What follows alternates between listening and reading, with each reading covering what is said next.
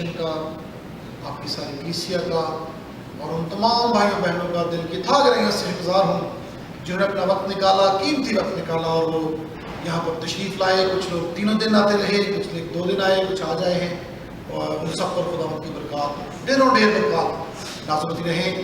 میں اپنی فیملی کے لیے بھی خداوند کی شکرگزار ہوں.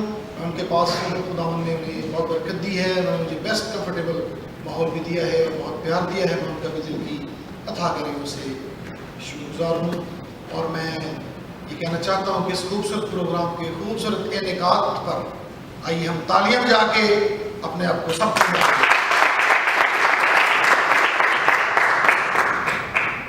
شکریہ. God bless you. کبھی کبھی ایسا ہوتا ہے کہ میں نے کل اپنے سرمن سے پہلے کہا تھا کہ لیٹس ہیو سم تھنگ میٹی، تو وہ ضروری ہے. آپ نے بھی دنیا میں گھوم پھر کے دیکھا ہوگا، میں نے بھی دیکھا ہے کہ بعض کا تھیولوجیکل نکات بھی لوگوں تک پہنچنی چاہیے، کچھ گہری باتیں بھی، کبھی کبھی دودھ کے ساتھ میٹ بھی ہونا چاہیے. کیونکہ بعض وقت میں نے دیکھا ہے کہ ہمارے لوگ بالخصوص ہماری قوم جو ہے وہ اپنے کلام کے جو بنیادی عقائد ہیں، تھیولوجیکل نکات ہیں، جو ہمارے ایمان کے بڑے بنیادی نکتے ہیں، بعض وقت ان سے بھی نابلغ رہتے ہیں، ناواقف رہتے ہیں. تو اس طرح کی جو ہے بعض وقت تعلیم ان تک پہنچنی چاہیے تاکہ وہ اپنے عقائد پر غور کر سکیں. ضروری نہیں ہم ہر بات سے متفق ہوں، لیکن ہر بات پہ غور کرنا اور اس کا انالیسس کرنا، خداوند سے اس کے بارے میں رہنمائی مانگنا بہت زیادہ ضروری ہے. میں ایک دن آپ کے امریکن چینل پہ ایک پروگرام دیکھ رہا تھا، ایک شخص انٹرویو کر رہا تھا مختلف امریکن کرسچنس کا. تو اس نے ایک بندے سے پوچھا جا رہا تھا، اس نے کہا excuse me if you have some time I want to ask you a question. اس نے کہا no problem. Are you Christian? اس نے کہا yes. کہتے ہیں do you know what are the epistles? خطوط کے epistles کہتے ہیں. کہتے ہیں what are the epistles? اس بندے نے تھوڑی دیر سوچا، کہتا ہے کہ epistles are the wives of apostles. خط کو epistle کہتے ہیں، رسول کو، شاگرد کو اپوسل کہتے ہیں، پولس رسول. تو اس کے ذہن میں 2 لفظ موجود تھے، اپسل اور اپوسل. تو اس نے سوچا کہ اس نے پوچھا اپسل کیا ہوتا ہے، یہ یقیناً اپوسل کی بیوی ہوگی. تو اس طرح کی بھی بعض اوقات لا علمی ہماری قوم کے اندر پائی جاتی ہے. امریکہ کا میں حال بیان کر رہا ہوں، پاکستان میں بھی معاملہ کچھ ایسا ہی ہے. ایک دن پادری صاحب آئے اور ہمارا چونکہ بائبل اسکول ہے تو کچھ لوگ کبھی کبھی آ جاتے ہیں، تو مجھے کہتے ہیں بھائی صاحب تسی سنے ہیں کل پادری صاحب نے کلام اتنے دیتا ہے. میں کہتے میں نہیں جا سکا لیکن مجھے پتہ ہے انہوں نے کلام سنایا تھا. جو گل کہہ رہے سن کہ 3 آسمان ہوندے نے، لوگ انہوں نے پتا کہ 7 آسمان نے. پر اس کلام چ 3 آسمان نہیں ہے. اچھا نہیں، میں تو بچپن 7 آسمان کا پتا ہے، میں سینچری بھی پڑھتا رہا. کلام میں 3 آسمانوں کا ذکر. سو اس طرح سے ہمیں لوگوں تک ان باتوں کو بھی پہنچانا چاہیے. کچھ بعض وقت اس طرح کے سرمن بھی ہونے چاہیے کہ ان تک میٹ بھی پہنچے اور ان پہ ہم غور و خوض کرنے والے ہوں. کچھ چیزیں چیلنجنگ بھی ہوتی ہیں، ان پہ بھی غور کرنا چاہیے. کچھ چیزیں نہیں ہوتی ہیں، ان پہ بھی غور کرنا چاہیے. خدا کی رہنمائی میں آگے بڑھنا چاہیے. ہم نے آج ایک معجزہ پڑھا ہے. یہ بڑا مشہور معجزہ ہے، آپ نے بہت دفعہ سنا ہوگا. اس کا بڑا چرچا ہوتا ہے، اس پہ بڑی منادی کی جاتی ہے، لوگ اس پہ بڑا بولتے ہیں. لیکن ایک سوال کے ساتھ شروع کرنا چاہوں، کیا معجزہ اس لیے تحریر ہوا ہے کہ ہم اس معجزے کو پڑھیں اور تھوڑا جوائے فیل کریں، کیونکہ اس میں کچھ سپر نیچرل ایلیمنٹس ہوتے ہیں، اور اس معجزے کو پڑھیں کہانی کی طرح ایک بڑی مفوق الفطرت قوت کو عمل میں دیکھیں اور سمجھیں کہ یہ معجزہ ہے. یہ بھی درست ہے، لیکن میری دانش میں معجزہ وہ ہے جس کو پڑھنے سے ہماری ذات کے اندر بھی معجزہ رونما ہوتا ہے. معجزے کی سمجھ بوجھ ہماری ذات کے اندر ایک اور معجزہ پیدا کرتی ہے، ہمیں سوچنے کی، فکر کی نئی ڈائریکشنز دیتی ہے، نئے اینگلز میں سوچنے کا موقع. یہ ہے معجزہ. کوئی بھی معجزہ اس لیے نہیں دکھا کہ ہم خوش ہو جائیں کہ کیا بات ہے پانی وائن بن گئی ہے، سارے وائن پی رہے ہیں، اٹس گڈ. کلام جو انسانوں کی ہدایت اور رہنمائی کے لیے خدا نے تحریر فرمایا ہے، لکھا ہے، وہ اس سے بڑھ کے. اور آج ہم اس معجزے میں دیکھیں گے، ایک بڑے خاص نقطے پہ غور کرنے کی کوشش کریں گے. اس سے پہلے کہ میں نقطے کو کھولنا شروع کروں، میں بتانا یہ چاہتا ہوں کہ یسوع مسیح نے دعویٰ کیا ہے کہ وہ یونیک ہے.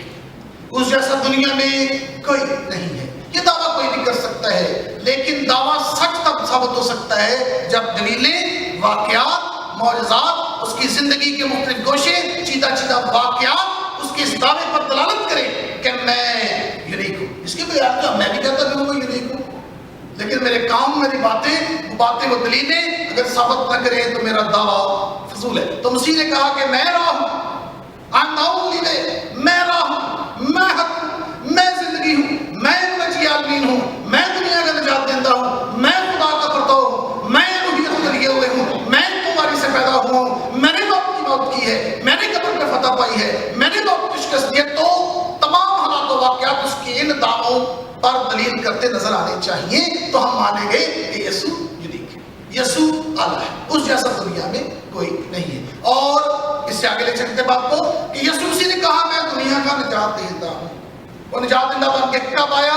جب تقریباً تمام حربے آزمائے جا چکے تھے، انسان کے ضمیر کا بھی امتحان ہو چکا تھا، انسان کی معصومیت کا بھی امتحان ہو چکا تھا، انسان کو خدا نے طاقت، قوت، حکومت، اختیار دے کے بھی آزما دیا تھا، خدا نے انسان کو سب کچھ دے کے آزما دیا تھا، اور پانچویں آپشن اسے شریعت دے کے بھی آزما دیا تھا کہ پھر بھی انسان خدا کے معیار پہ پورا نہیں اترتا، تو پھر وہ خود آگے اس نے دعویٰ کیا اب میرے بغیر نجات کہیں موجود نہیں ہے۔ اور اب اگر ہمیں آج کوئی اور کہے کہ نہیں کوئی بھی آپشن ہے، تو اسے ہمیں بتانا پڑے گا کہ تمام آپشنز چیک کی جا چکی ہیں، تمام آپشنز ختم ہو چکی ہیں، فلنس میموری آ چکی ہے، اس کے باہر اب کوئی آپشن موجود نہیں ہے۔ شریعت کے بعد پھر کچھ 600 سال بعد، 800 سال بعد دعویٰ کر دے کہ میں بہتر شریعت لے کے آ گیا ہوں، 2-4 نئے قوانین میں نے ڈال دیے ہیں، 2-4 کی امینڈمنٹ کر دی ہے، 2-4 کو نئی شکل دے دی ہے، تو آؤ اس کے وسیلے سے ہم بچ جائیں گے، ایسا ممکن نہیں۔ آج کی یہ معجزے کی سمجھ ہمیں یہی بتائے گی آپشن اور کوئی وجود نہیں، یسوع یونیک ہے، وہ دنیا کا واحد نجات دہندہ ہے، اس کے بغیر اور اس کے باہر نجات کا کوئی راستہ موجود نہیں۔ ہاں تو آئیے ذرا جن کے پاس خدا کا کلام ہے ذرا نکالیے باب 2 یوحنا کی انجیل باب 2، پہلا لفظ کیا لکھا ہے جی؟ پہلا لفظ پھر ہی لکھا نا جی، سب کی بائبل پنجابی میں پھر، اردو میں پھر، انگریزی میں اینڈ۔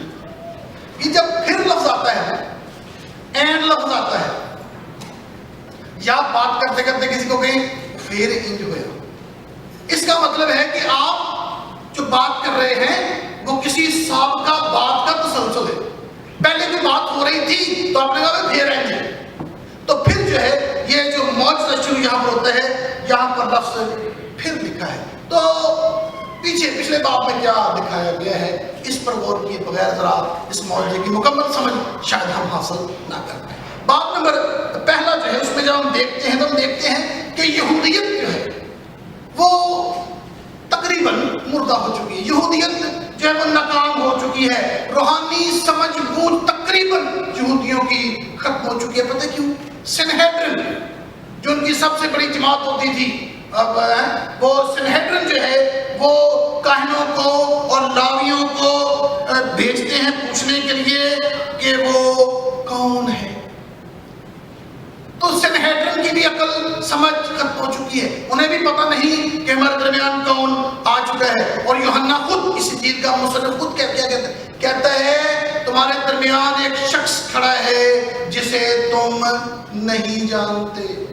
سنہیڈرن خود بھی نہیں جانتی، یوحنا بھی اس میں گواہی دے رہا ہے کہ یہودیت اس مسیح کو نہیں پہچان رہی، خدا نے یہ جو شخص خاص بھیجا ہے اس کی پہچان انہیں حاصل نہیں ہے۔ اور پھر یوحنا کی انجیل میں لکھا ہے کہ اس کو خدا نے بھیجا، اپنوں کے گھر میں آیا اور اپنوں نے ہی اسے قبول نہیں، اپنے بھی پہچان نہیں رہے، سنہیڈرن بھی پہچان نہیں رہی، لاوی پہچان نہیں رہے، کاہن پہچان نہیں رہے۔ یوحنا خود کہتا ہے تمہارے درمیان ایک شخص کھڑا ہے، تم اسے نہیں جانتے۔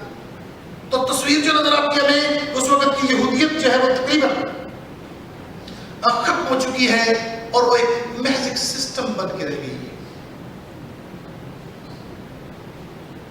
یہودیوں کو خود دیکھیں وہ پچھلے کتنے ہزار سالوں سے مسیحا کے انتظار کر رہے تھے، ہمارا مسیحا آنے والا ہے، اس کے انتظار میں کتنے نبی خدا نے بھیجے، ان کو پیغام دیتا رہا، سکھاتا رہا، قوم انتظار کر رہی ہے، مسیح آنے والا ہے، مسیح آنے والا ہے، مسیح آنے والا ہے۔ وقت پورا ہو گیا اور جب یسوع آیا تو ہم کیا دیکھتے ہیں؟ یہودی ان کو نہیں پتا، سنہدرین کو نہیں پتا، کاہنوں کو نہیں پتا، لاویوں کو نہیں پتا، یوحنا خود کہتا تم پہچان نہیں رہے۔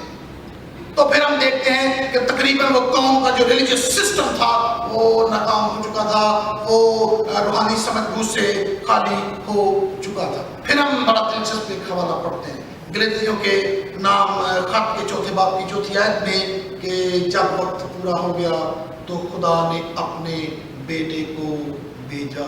جب وقت پورا ہو گیا، جب شریعت کی جو میں نے بھی حق بیان کی یہ ہو چکی تھی، وہ روحانی سمجھ بوجھ سے خالی ہو چکے تھے، اور خدا اپنے ہی کلام میں بیان کرتا ہے کہ وقت پورا ہو چکا تھا، اس لیے ضرورت تھی اس سسٹم کو ہٹا کے، شریعت کو ہٹا، میں ختم کرنے کی بات نہیں کر رہا ہوں، اس کو سائڈ کر کے ایک نیا سسٹم، ایک نیا پلان کے لئے، پلان آف سالویشن، بچنے کے ایک نیا طریقہ، ایک نیا پلان جو خدا کے ذہن میں تھا اس کو متعارف کرا دیا جائے۔ کیوں؟ لوکا کی انجیل کے 11ویں باب کی 16ویں آیت میں بھی لکھا ہے شریعت یوحنا تک رہے۔ شریعت یوحنا پرانے عہد نامے کا آخری نبی ہے۔ کئی دفعہ ہم غلطی کر جاتے ہیں، جب پوچھتے ہیں پرانے عہد نامے کا نبی کون ہے تو زیادہ تر لوگ جواب دیتے ہیں ملاکی is the last prophet of Old Testament. Yuhanna is the last prophet of Old Testament. وہ پرانے عہد نامے کا نبی تھا اور آخری نبی تھا۔ تو خدا کلام میں لکھا ہے کہ شریعت کی ہے وہ یوحنا تک رہی۔ اور پھر ہم آگے دیکھتے ہیں، اس کو بھی سمجھ آ گئی، یوحنا کے شاگرد بھی یوحنا کو چھوڑ کے مسیح کے پیچھے ہو لیتے ہیں۔ یوحنا کی انجیل کے پہلے باب پچھلے باب میں پڑھ سکتے ہیں کہ اس کے شاگرد بھی یسوع کے پیچھے ہو لیتے ہیں۔ تو یہ معجزے کو سمجھنے سے پہلے ہم ایک جو فریم ورک نظر آ رہا ہے اس میں ہم دیکھتے ہیں کہ یہودیت جو ہے اس کا وقت ختم ہو چکا ہے۔ شریعت اب انسانوں کو پرفیکٹ نہیں کر سکتی اور وقت بھی پورا ہو چکا ہے، اور خدا یہ ٹھہرا لیتا ہے کہ میں اپنے بیٹے کو، خداوند یسوع المسیح کو، منجی عالمین کو اس دنیا میں بھیجوں گا۔ یہاں پر رک جائیے، اگر میں کہوں کہ خدا کو غلطی لگ گئی ہے، ابھی بیٹے کا وقت نہیں، پھر ایک اور شریعت لاگو کر دی جائے، کوئی اور سسٹم اس میں ڈیولپ کر دیا جائے، کوئی اور سسٹم اس میں انگریز کر دیا جائے، انگرافٹ کر دیا جائے، تو اس کو بھی نہیں ہو سکتا۔ دنیا کے تمام سسٹم یہی کر رہے ہیں کہ ہمیں کسی راستے ازم، جتنے بھی ازم ہیں، جتنے مذاہب ہیں، وہ ہمیں کہیں نہ کہیں لے کے جانے کی کوشش کرتے ہیں۔ کلام بیان کرتا ہے اب ہمیں کوئی سسٹم نہیں لے کے جا سکتا، اب سسٹم کو ہٹا دینا چاہیے، اب وقت پورا ہو چکا ہے، اب خدا کے بیٹے کا وقت آ گیا ہے، اب اس کی ضرورت ہے، اب اور کوئی چیز ہمیں پار نہیں لگا سکتی۔ تو اس سارے تناظر میں اس موضوع کو ذرا مختصر نظر دوڑاتے ہیں۔ ہم دیکھتے ہیں کہ شادی ہے اور شادی میں ختم ہو جاتی ہے، اور میں کے بارے میں 2 آیات اگر آپ دیکھنا چاہیں نوٹ بھی فرما لیجئے، سننا چاہیں تو بھی اچھا ہے۔ میں کلام مقدس میں خوشی کو ظاہر کرتی ہے، ہیپینس کو ظاہر کرتی ہے۔ 2 حوالے آپ کو پڑھ دیتا ہوں۔ زبور 104 آیت نمبر 15، بڑی خوبصورت آیت ہے، اگر آپ پڑھنا چاہیں۔ زبور 104 آیت نمبر 15 میں لکھا ہے، اور میں جو انسان کے دل کو خوش کرتی ہے، میں خوشی کو ظاہر کرتی ہے، میں ہیپینس کو ظاہر کرتی ہے، میں جوائے کو ظاہر کرتی ہے۔ ایک اور حوالہ قضات کی کتاب باب نمبر 9 آیت نمبر 13 سنیے، لکھا ہے، انگور کی بیل نے ان سے کہا، کیا میں اپنی مے کو جو خدا اور انسان دونوں کو خوش کرتی ہے چھوڑ کر درختوں پر حکمرانی کرنے جب میں کہتی ہے میں خدا اور انسان کے دل کو کیا کرتی ہوں؟ خوش کرتی ہوں۔ سو میں یہ 2 حوالے اس بات کی طرف اشارہ کرتے ہیں کہ میں خوشی کی طرف اشارہ کرتی ہے، میں خوشی کو ظاہر کرتی ہے۔ اور اب میں آپ سے پوچھنے لگا ہوں تو میں ختم ہو چکی ہے، تو کیا ختم ہو چکا ہے؟ خوشی ختم ہو چکی، اصلی خوشی، ریئل جوائے از گون، وہ نہیں ہے۔ یہ جوائے لفظ بڑا دلچسپ ہے، ہیپینس کچھ اور چیز ہے، جوائے کچھ اور چیز ہے۔ ہیپینس کا تعلق حالات و واقعات سے بہت زیادہ ہے۔ ہماری جیب میں پیسے ہوں گے تو ہم ہیپی، پیسے نہیں ہے تو ہیپی نہیں ہے، صحت اچھی ہے تو ہیپی ہے، صحت نہیں ہے تو ہیپی۔ لیکن جوائے جو ہے، یہ جوائے کیا چیز ہے؟ آپ کو کاٹ پہ لگا دیا جاتا ہے، کوڑے پر سائے جاتے ہیں، آپ گیت گاتے ہیں، دیٹ از جوائے۔ آپ کو لوگ لٹا لیتے ہیں، تھپڑ مارتے ہیں، اسی کے نام سے آپ کو پانی نہیں دیتے، ایک گلاس سے پانی نہ پئیں یو آر کرسچن، تو عیسائی ہیں، آپ خوش ہوتے ہیں، نو پرابلم۔ کہیں پر آ گئے. That is joy. لیکن اگر میں سن کے دماغ خراب ہو جائے تو تم انہوں کیا تیرے کو بلاس کوئی نہیں. No, joy has a connection with the heart, deep down here. تو وہ joy جو خوشی ہے وہ یہاں پر ختم ہو چکی ہے. ایسے پہلے میں آگے بڑھوں اس بات پہ ایک غیر مسلم نے غیر مسیح نے اعتراض کیا کہ دیکھیں جی پہلا ہی معجزہ ہے اور پہلے ہی معجزے میں میں بنا دی ہے تو تب سے مسیحی قوم میں پی رہی ہے اور یہ میں جو ہے اس کا تعلق نشے سے چاہیے. مسیح نے کہا پانی بھر دو اور اس پانی کو لوگوں کو پہنچا دو اور وہ میں تھی. That was water. اور پانی کو کبھی خمیر نہیں لگتا. Water can never be fermented.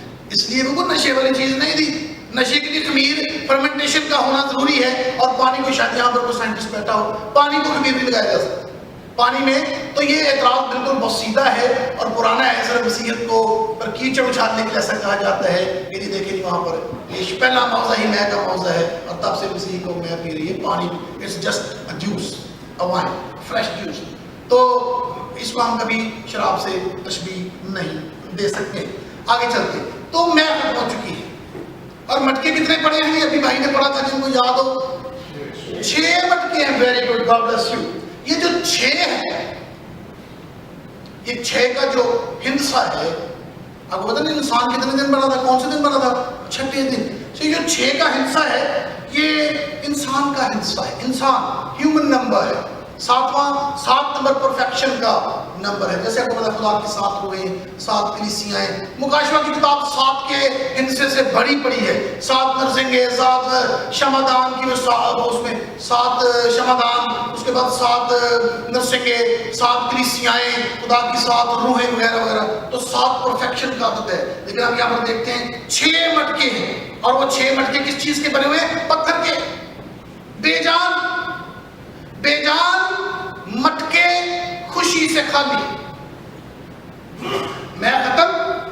انسان اس دور کا انسان جو تھا وہ بنیادی طور پر حقیقی خوشی سے خالی ہو چکا تھا.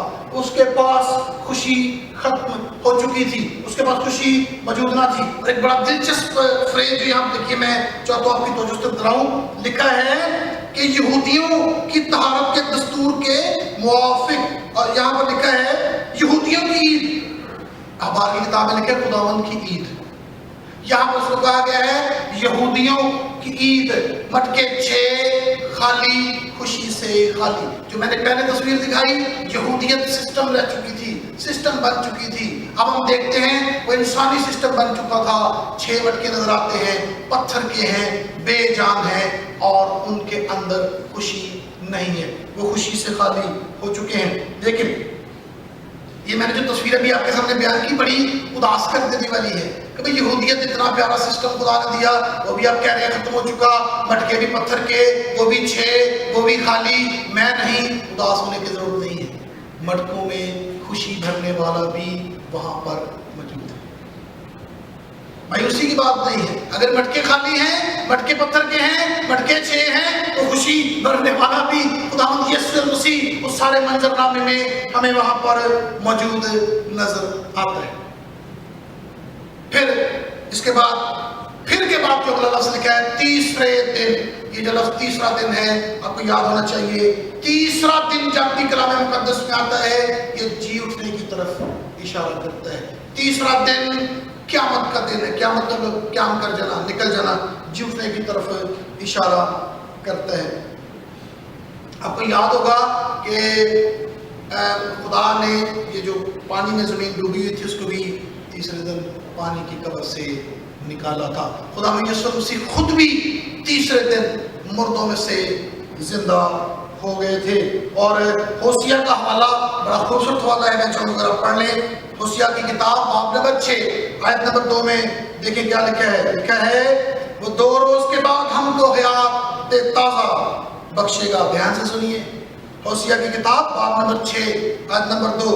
وہ 2 روز کے بعد ہم کو حیات تازہ بخشے گا اور تیسرے روز اٹھا کھڑے کرے گا اور ہم اس کے حضور زندگی بسر کریں گے. تو تیسرا دن جی اٹھنے کا دن ہے، تیسرا دن قیامت کا دن ہے۔ یہودیت پچھلے 2000 سالوں سے چلتی آ رہی ہے، لیکن بغیر اپنے اس اصلی بادشاہ کے، اصلی اس کاہن کے جس نے اس میں خوشی بھرنی تھی، اس کے بغیر زندگی گزارتے چلے آ رہے ہیں۔ اب ان کی نشاط ثانیہ کا دور شروع ہونے والا ہے، ان کی رینیسنس کا دور شروع ہونے والا ہے، ان میں زندگی اور خوشی بھرنے والا موجود ہو چکا ہے۔ اور پھر ہم دیکھتے ہیں کہ وہ اس کو پہچان نہیں رہے۔ میں کہنا یہ چاہتا ہوں آج بھی بہت سے لوگ اس طرح کی زندگی گزار رہے ہیں، خوشی بھرنے والا بھی ہے، مٹکے کھالوں جیسی صورت بھی ہے، لیکن وہ اس کی طرف نظر نہیں کر رہے۔ وہاں پر بھی یہودیت کی یہی تصویر میں نظر آتی ہے، سب کچھ ہے، خوشی دینے والا بھی ہے، لیکن وہ اس کو نہیں پہچانتے۔ خدا را ہمارے ارد گرد رہنے والے بہت سے لوگ ہیں جو اس خوشی سے ناواقف ہیں، اس خوشی کو نہیں جانتے، انہیں اس خوشی کے بارے میں نہیں پتا ہے۔ This is our duty۔ ایک بات یاد رکھیے، خدا کے ہاں حادثات نہیں ہوتے۔ ہم مسیحی گھر میں پیدا ہوئے ہیں، یہ حادثہ نہیں ہے۔ ہم پیغامات سنتے ہیں، خدا کے لوگوں سے پیغام سنتے ہیں، انجیل کی بھاری ذمہ داری ہمارے کندھوں پہ، یہ حادثہ نہیں۔ خدا کے حضور ایکسیڈنٹس ہوتے ہیں، خدا کے حضور حادثات نہیں ہوتے۔ ایک امیر آدمی نے اپنے گھر میں بہت بڑی دعوت، بہت امیر آدمی تھا، اس نے اپنے گھر میں دعوت کی، بہت بڑے بڑے لوگوں کو بلایا، تو اس نے ساری اپنی املاک بڑے امیر لوگوں کو دکھائی۔ چلتے چلتے انہیں اپنے گھر کے پیچھے لے گیا، وہاں پر ایک بہت بڑا سوئمنگ پول بنا ہوا تھا، لیکن حیرت کی بات کہ سوئمنگ پول کے اندر ایلیگیٹرز تھے، مگرمچھ تھے۔ تو لوگ دیکھ کے حیران ہے، میں اپنے رکھنے میں شوق بڑا ہے ایلیگیٹرز کا، تو سارے اس کو دیکھتے ہیں، حیران ہوتے ہیں۔ بندہ کہتا ہے لو جی ایک میں پانی ہے، ایلیگیٹرز بیچ میں گھوم رہے ہیں، تو سارے کناروں پہ کھڑے ہو کے دیکھ رہے ہیں۔ تو اعلان کرتا ہے کہ اگر کوئی شخص، آپ میں سے کوئی شخص اس سوئمنگ پول کو کراس کر کے دوسری طرف چلا جائے تو میں اپنی آدھی اسٹیٹ اسے دے دوں گا، میری آدھی سلطنت اس کے نام ہوئی۔ ابھی اس نے اناؤنس کیا ہی تھا، آواز آئی شرب، ایک بندہ سوئمنگ پول دے وچ جناب وہ تیرتا سارے ایلیگیٹرز کو کہیں اوپر نیچے ہوتا تب وہ دو کرتا وہ سوئمنگ پول کراس کر کے ادھر چلا گیا، جا کے باہر نکلا، اس کی سانس پھولی تھی، سب نے تالیاں بجا، کیا بات۔ وہ میرا آدمی بھی بڑا خوش ہو گیا، بھائی اتنا بہادر آدمی میں نے زندگی میں دیکھا، بھائی ونڈرفل، میں تمہیں اپنی سلطنت، آدھی سلطنت تمہارے نام کر دوں گا۔ دیکھ ایک منٹ منو ہے دسو منو اتکا کے مارے سے وہ حادثے سے پہنچا تھا۔ خدا کے ہاں اس طرح کے دھکے نہیں لگتے ہیں، خدا کے ہاں حادثات نہیں ہوتے ہیں، خدا نے پلان کے تھرو ہمیں اس دنیا میں بھیجا ہوا ہے۔ سو ہمیں اس خوشی بھرنے والے شخص کا پتہ ہے، ہمیں اس پیغام کو لے کر آگے جانا ہے۔ تھوڑی سی میں اس کی پریکٹیکل آسپیکٹس کے بارے میں بیان کرنا چاہتا ہوں۔ امریکہ جیسے معاشرے میں بھی اس کی بڑی ضرورت ہے۔ یسوع مسیح یہاں پر شادی کی خوشی میں شریک ہیں، اور یاد رکھیے شادی ایک آرڈیننس ہے جو خدا نے اپنی مرضی کے مطابق مقرر کیا ہے، اور اس نے شادی میں شرکت کر کے اپنی مہر ثابت کی ہے اور اپنی منظوری دی ہے کہ یہ میری طرف سے مقرر کیا آرڈیننس ہے، اس پہ عمل کرو، and out of this every thing is wrong. یہ اس کی سینکٹی برقرار رہنی چاہیے۔ جس شادی میں مسیح ہوتے ہیں وہاں سے خوشی ختم نہیں ہوتی، وہاں سے میں ختم نہیں ہوتی، اس لیے یسوع کو دعوت دینا بہت زیادہ ضروری ہے۔ پھر اب دیکھتے ہیں، اب میں بات کرنے لگا ہوں کہ ہم حادثات کی وجہ سے دنیا میں نہیں آتے ہیں۔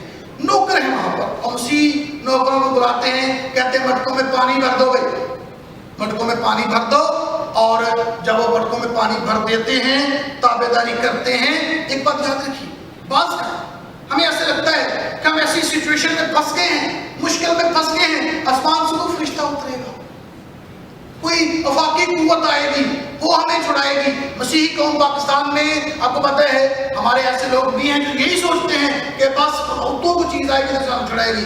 We have to struggle۔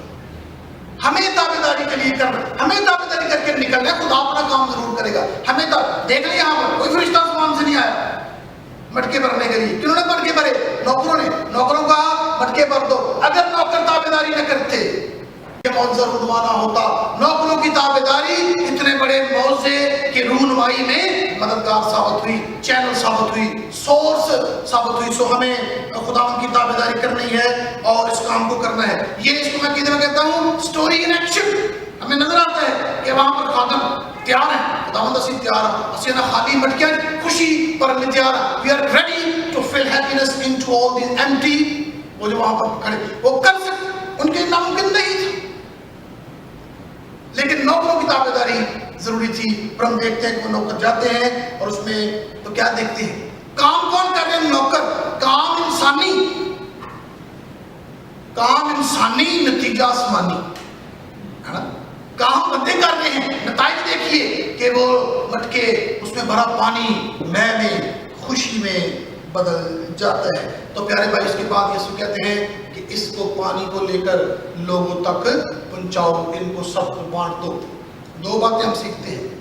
ہمیں اس دنیا کے انسانوں کے اندر جو اصلی ابدی خوشی سے خالی ہو چکے ہیں، جن کے پاس ابدی اصلی خوشی نہیں ہے، جو پیسوں میں خوشی تلاش کرنے کی کوشش کرتے ہیں، سٹیٹس میں خوشی تلاش کرنے کی کوشش کرتے ہیں، تعلیم میں خوشی تلاش کرنے کی کوشش کرتے ہیں، ہمیں انہیں بتانا ہے کہ تمہاری یہ خوشی ختم ہو سکتی ہے. وہ میں ان کی ختم ہو گئی تھی جو پہلی شادی میں تھی، وہ خوشی ختم ہو گئی، وہ ابدی خوشی نہیں. لیکن اس کے بعد ہم دیکھتے ہیں جو میں مسیح نے بنائی اس کے ختم ہونے کا ذکر موجود نہیں.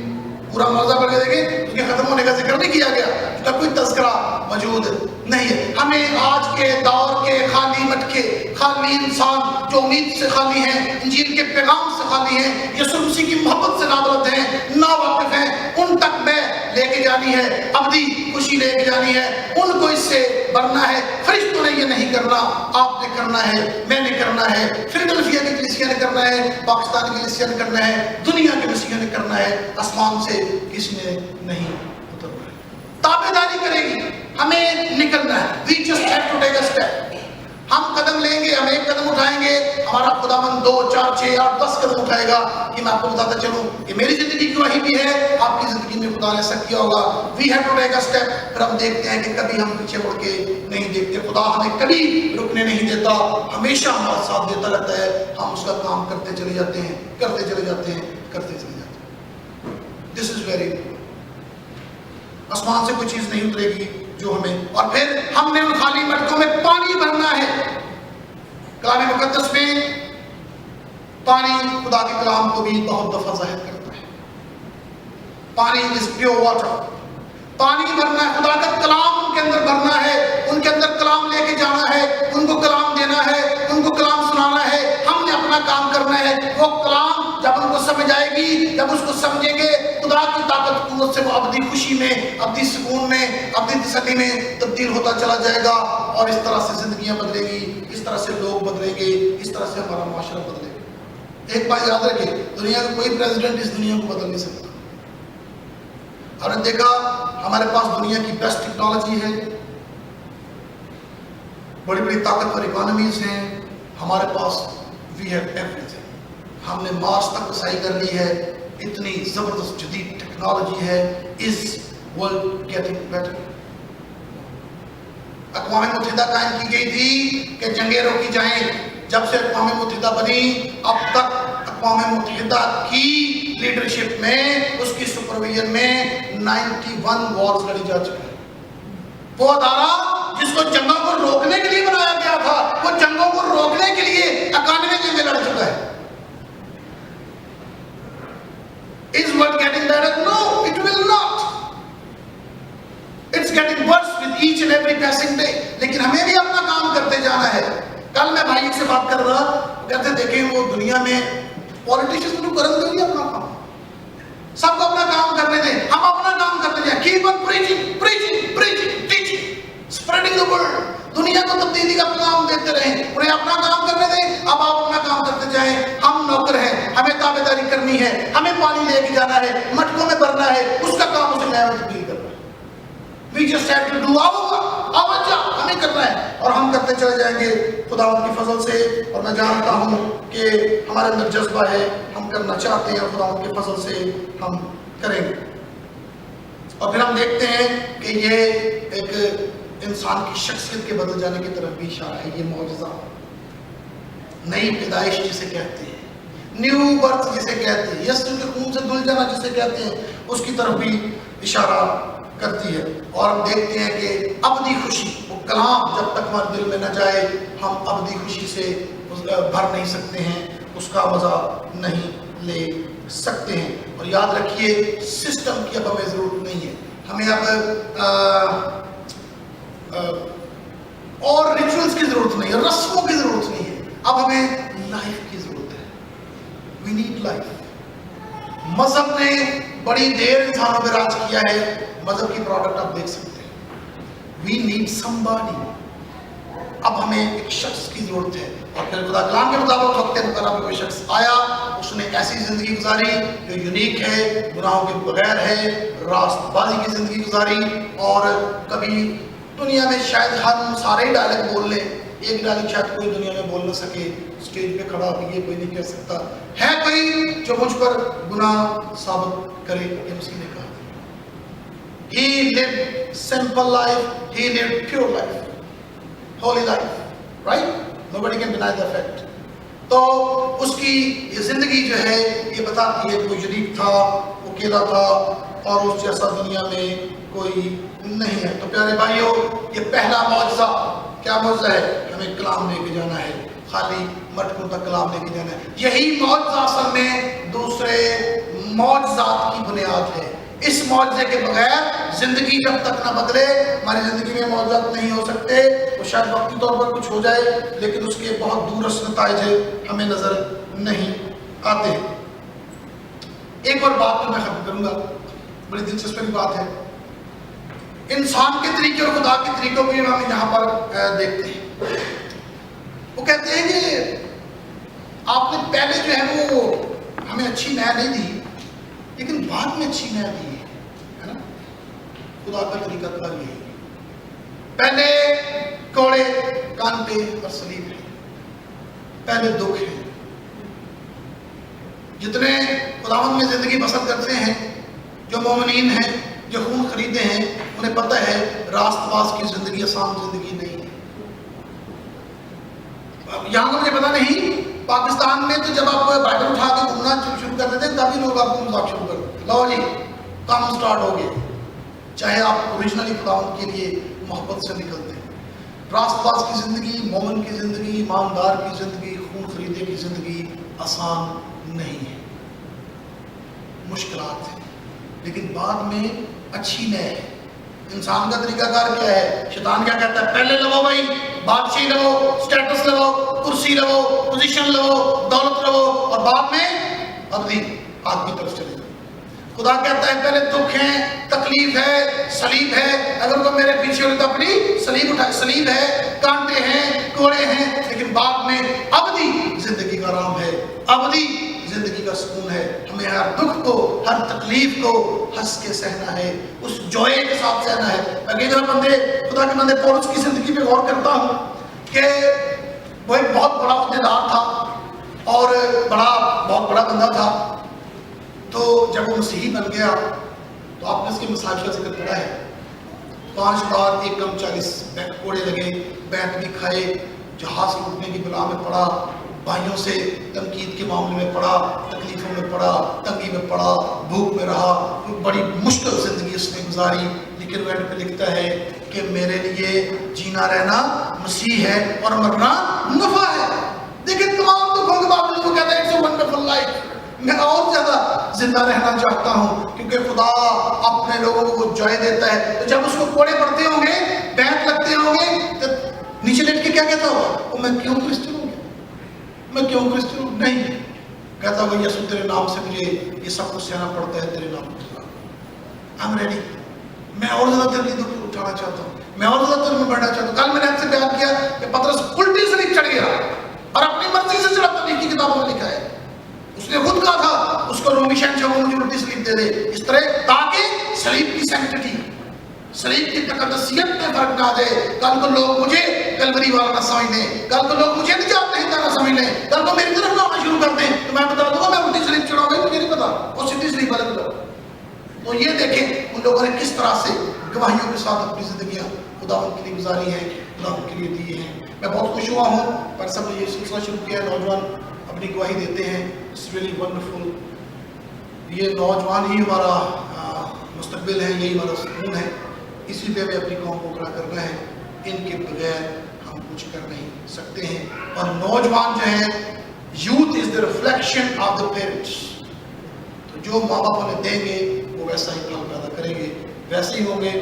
میں اپنے بھائیوں کو کہہ رہا تھا، بچپن سے جو بچے چرچ جاتے ہیں، چرچی ہوتے ہیں، بہت سی برائیوں سے بچتے ہیں، اور ہمیشہ خدا نے، میں خود بھی بڑا چرچی تھا، چرچ کے بڑے شوق سے جا کرتا تھا، اور ہمیشہ خدا کے ساتھ اس کے کام کرنے کا شوق رہا، لگن رہی، وہ بڑے شوق سے کیا، تب تو ویسے ہی بس شوق سے کیا کرتے تھے، بعد میں خدا نے سمجھ دی تھوڑی، تو پھر اور جوش اور جذبے سے شروع ہوئے۔ سو خدا ہمیں اس موضوع کو اور زیادہ گہرائی میں سمجھنے کی توفیق دے کہ ہم ان خالی بٹوں جن کے اپنی خوشی ختم ہو چکی ہے ان تک پہنچے، انجیل لے کے، اس لسانی لفانی پیغام کو لے کے ان کو اپنی خوشی سے متعارف کرائیں، خدا ان کو پہچانیں، اس میں آئیں، اپنی زندگیاں بدلیں، اور اس کی انجیل کی بشارت کے لیے، اس کے نام کو دنیا میں پھیلانے کے لیے، انجیل کے جھنڈے گاڑنے کے لیے پوری دنیا میں زور سے استعمال ہوں۔ مسیح خدا ان کے پاک نام کے لیے وسیلہ سے آئے دنیا کے بند کریں خدا ان کے حضور، اپنے سب، اپنے دلوں میں، اپنی ہستی میں غور کریں، خدا نے مجھے کیا سکھایا، پلیز۔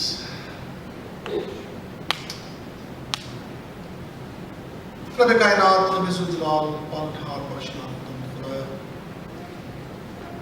زمین و آسمان کے خالق، مالک، بنانے والے عظیم خدا، محیط خدا، بڑے خدا، ہم تجھے جھک کے سجدہ کرتے ہیں خدا، تیری نعمتوں، برکتوں، خوشیوں کے لیے، بطور خاص تیرے پیارے بیٹے اپنے خدا یسوع مسیح کے لیے خدا، جس نے صلیب پر محبت کی انتہا کر دی خدا، دار پر اپنی جان دے کے اپنے قیمتی خون کے وسیلہ سے ہمیں خرید کے دھو کے انمول کر دیا ہے۔ آج ہم تجھے اپنا باپ اور ابا کہہ سکتے ہیں خدا، اس بڑے استحقاق کے لیے تیرا شکر خدا، شکر ادا کرتے تیرے پاک نام کی جو ہماری رہنمائی کرتا ہے، تیرے کلام کے لیے جو ہمارے قدموں کے لیے چراغ اور راہ کے لیے روشنی، تیرا شکر خدا ان ساری قیمتی جانوں کے لیے جو یہاں پر موجود ہیں، ان کی جھکے ہوئے سر اس بات کا زندہ ثبوت ہے خدایا کہ ہم تیرے کلام میں بڑھنا چاہتے ہیں، ہم تیرے عرفان میں بڑھنا چاہتے ہیں خدا، تیرا شکر خدا۔ Oh Lord, you've been so good to us all here. Oh Jesus, oh خدا تو پچھلے تینوں دن ہمارے ساتھ بڑی شفقت، مہربانی اور مہر سے پیش آتا رہا، تیرا شکر خدا۔ ساری 2013 کی کنونشن کی طرح شکر ادا کرتے ہیں خدا، ہم تیرے کلام کو بانٹ سکے، تیرے لوگ تیرا کلام سن سکے خدا، سارے انتظام کے لیے اس پیغام کے ساتھ آغاز ہوتا ہے۔ ہم قاضی صاحب کے لیے اور تمام انتظامیہ کے لیے، ہر شخص کے لیے جس نے بھی اس میں حصہ لیا ہے، میں آپ سے عرض کروں گا کہ let's put hand together and give them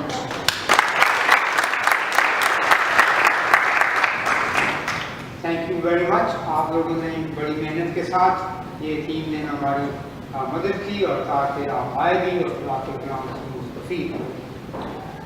میں اس کے بارے میں زیادہ کچھ نہیں کہنا چاہتا، اس کا عرض آپ سے یہی ہے کہ آپ کھڑے ہوں، ہم ایک گیت گائیں گے، اس کے ساتھ اپنی ہدیات جو ہیں وہ